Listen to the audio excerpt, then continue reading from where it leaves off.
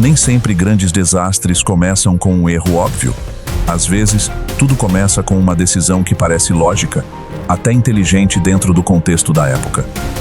E é exatamente isso que faz com que as pessoas ignorem os riscos escondidos por trás. Em 1935, no estado de Queensland, a indústria da cana-de-açúcar começou a enfrentar um problema cada vez mais grave. Plantações que antes eram verdes e saudáveis começaram a enfraquecer. A cana crescia mais devagar, as folhas ficavam amareladas e a produtividade caía a cada colheita. A causa não era o clima nem desastres naturais, mas um pequeno inseto que vivia debaixo da terra, o besouro, que atacava as raízes. Esse inseto não destruía de forma visível. Ele não comia as folhas nem a parte superior da planta, mas atacava diretamente as raízes à base da sobrevivência da cana. Quando os agricultores percebiam o problema, grande parte do dano já tinha sido feita. As raízes danificadas impediam a absorção de nutrientes, levando a planta ao enfraquecimento e, eventualmente, à morte. No início, os danos eram localizados, mas com o tempo se espalharam rapidamente. As áreas afetadas começaram a se multiplicar e a queda na produção deixou de ser um problema isolado para se tornar uma crise regional. A pressão aumentava. Para os agricultores, aquilo significava o sustento. Para o governo, era um problema que precisava de solução imediata. Se nada fosse feito, as perdas continuariam crescendo. Diversas soluções foram consideradas. O uso de produtos químicos poderia ajudar, mas era caro e pouco confiável. Além disso, o uso excessivo de pesticidas poderia trazer consequências negativas ao meio ambiente. Soluções de longo prazo, como mudanças no cultivo ou melhoria do solo, exigiam tempo e investimento, mas o tempo estava acabando. A cada dia, os prejuízos aumentavam. Foi então que surgiu uma ideia diferente, simples e aparentemente perfeita. Em vez de combater o besouro com tecnologia ou químicos, por que não deixar a própria natureza resolver? Se existisse uma espécie capaz de comer esses insetos, se adaptar rapidamente e se reproduzir com facilidade, o próprio ecossistema poderia se equilibrar sozinho, sem grandes custos, sem intervenções constantes. Essa lógica parecia fazer sentido.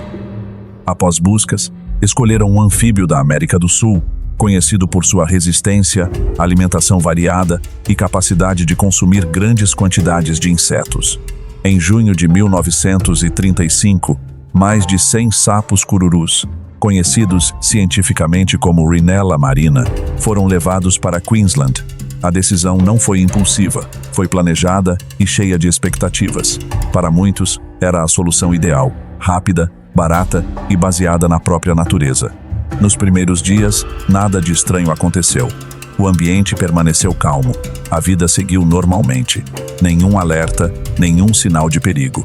E foi exatamente essa normalidade que trouxe confiança.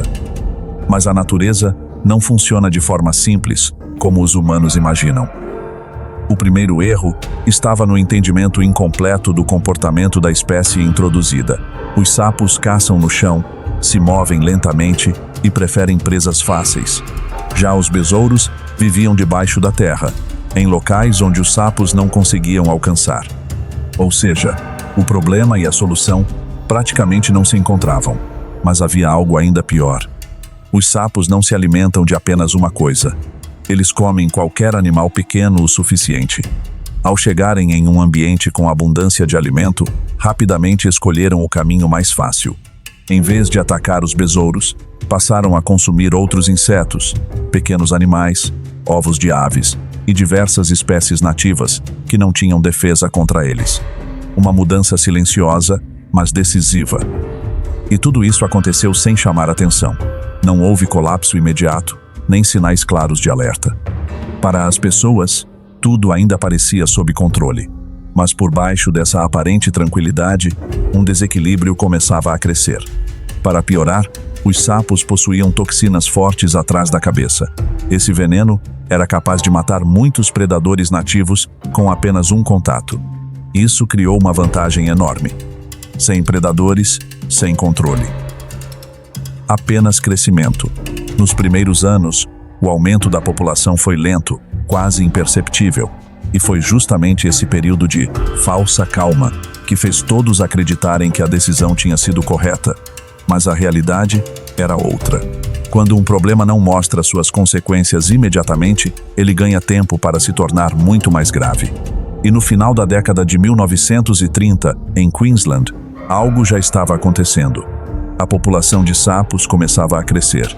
Devagar no início, mas sem nunca parar. O que começou de forma lenta e quase imperceptível, logo saiu do controle. Na década de 1940, a população de sapos já não podia mais ser ignorada. Eles não apenas sobreviveram, eles se espalharam e continuaram se espalhando. Sem predadores naturais e com abundância de alimento, os sapos cururus começaram a ocupar cada vez mais território. A cada ano, avançavam quilômetros além do ponto inicial onde foram soltos. E o mais preocupante, eles não estavam resolvendo o problema original. Os besouros que atacavam a cana continuavam existindo. Enquanto isso, os sapos criavam um problema completamente novo. Animais nativos começaram a desaparecer. Cobras, lagartos, pequenos mamíferos. Muitos deles morreram após tentar se alimentar dos sapos, sem saber que estavam ingerindo um veneno fatal. Espécies que nunca haviam enfrentado esse tipo de ameaça simplesmente não tinham defesa. O impacto não foi imediato, mas foi acumulativo. A cada predador perdido, o equilíbrio do ecossistema se enfraquecia ainda mais. Com o passar dos anos, os sapos se tornaram uma das espécies invasoras mais perigosas da Austrália. Sua expansão não parou em Queensland. Eles avançaram para outras regiões, atravessando estados e se adaptando a diferentes ambientes. Hoje, sua população é estimada em centenas de milhões. Eles dominam áreas inteiras. E o mais impressionante é que tudo isso começou com pouco mais de 100 indivíduos. Diversas tentativas foram feitas para controlar a situação. Armadilhas, campanhas de captura, pesquisas científicas, mas nenhuma solução conseguiu eliminar completamente o problema. Porque, quando uma espécie invasora se estabelece de forma tão profunda, reverter o processo se torna extremamente difícil. O custo não foi apenas ambiental, foi econômico, científico e humano. Décadas de esforço, milhões investidos, tudo para tentar corrigir uma decisão tomada em busca de uma solução rápida. Com o tempo, essa história passou a ser estudada como um dos maiores exemplos de erro no controle biológico. Uma prova de que a natureza não responde a soluções simples e que intervenções mal planejadas podem gerar consequências que duram gerações.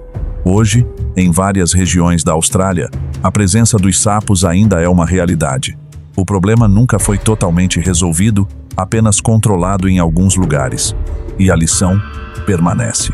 Nem toda solução rápida é realmente uma solução. Às vezes, ela apenas troca um problema por outro, muito maior.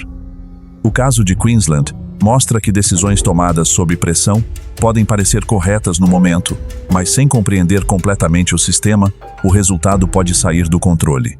E o mais importante, consertar um erro costuma ser muito mais difícil do que evitá-lo. Porque, quando se trata da natureza, ou até mesmo da vida, nem tudo pode ser desfeito.